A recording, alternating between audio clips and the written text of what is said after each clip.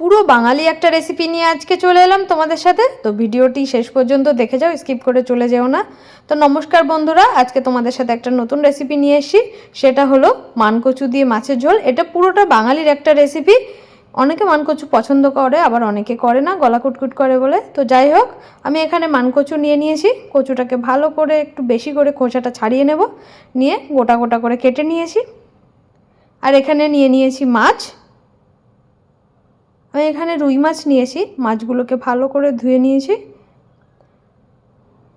এবার আমি একটা কড়াইতে দিয়ে দিলাম জল, জলের মধ্যে দিয়ে দিলাম পরিমাণ মতো নুন। সেই নুনটা দেওয়ার পরে জলটা যখন ফুটে উঠেছে দিয়ে দিলাম গোটা গোটা করে কেটে রাখা কচু। কচুটাকে ভালো করে সিদ্ধ করে নিলাম, সিদ্ধ করে জল ঝরিয়ে রেখেছি। এবার একটা কড়াই বসিয়ে দিয়েছি গ্যাসে। সেই কড়াইটা গরম হলে তাতে দিয়ে দিলাম সাদা তেল। তেলটা গরম হলে এর মধ্যে দিয়ে দিলাম জিরে, শুকনো লঙ্কা আর তেজপাতা ফোড়ন। এবার যে সিদ্ধ করে রেখেছিলাম কচু, সেই মানকচুগুলো দিয়ে দিচ্ছি, দিয়ে একটু নেড়ে চেড়ে নেব। এর মধ্যে এবার গুঁড়ো মশলা দিয়ে দেবো, দিয়ে দিলাম স্বাদ মতো নুন, পরিমাণ মতো হলুদ গুঁড়ো আর জিরে গুঁড়ো।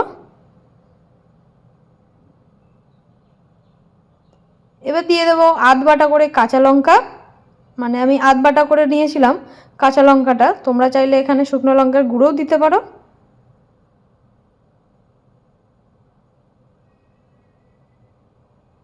কাঁচা লঙ্কাটা দিয়ে খুব ভালো করে কষিয়ে নেব।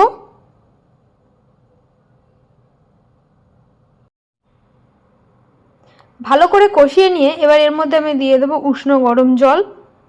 জলটা খুব বেশি মাত্রায় দেবো না, কারণ কচুটা আমি আগে থেকে সিদ্ধ করে নিয়েছিলাম, তাই জলটা একটু অল্প পরিমাণ মতোই দিলাম। আর আমি এখানে উষ্ণ গরম জল ব্যবহার করেছি। আর যে মাছটা আমি দেখিয়েছিলাম সেই মাছগুলো আমি ভেজে নিয়েছি, ক্লিপটা নিতে ভুলে গেছি, তাই জন্য তোমাদের সাথে শেয়ার করতে পারিনি। তো যাই হোক, এই মাছ ভাজাগুলো এবার কচুর ঝোলের মধ্যে দিয়ে দিলাম।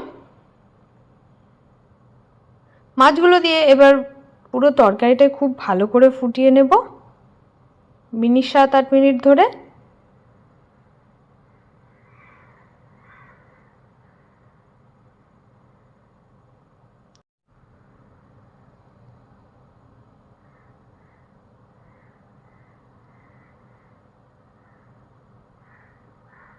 ঝোলের মধ্যে দুটো একটা কচু আমি খুন্তির সাহায্যে একটু ভালো করে ভেঙে দিচ্ছি, ঝোলটা গাঢ় হয়ে যায়। এবার এর মধ্যে দিয়ে দিলাম আমি একটা গুঁড়ো মশলা, এর মধ্যে ভাজা ধনে, জিরে আর গোলমরিচ গুঁড়ো আছে।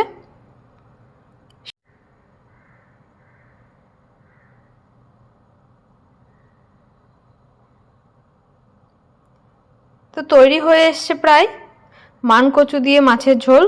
যারা যারা মানকচু খেতে ভালোবাসে অবশ্যই রান্নাটা একবার বাড়িতে ট্রাই করো, আশা করি ভালো লাগবে। তো ভিডিওটি ভালো লাগলে একটা লাইক করে দিও। দেখা হচ্ছে অন্য কোনো দিন অন্য একটা রেসিপি নিয়ে।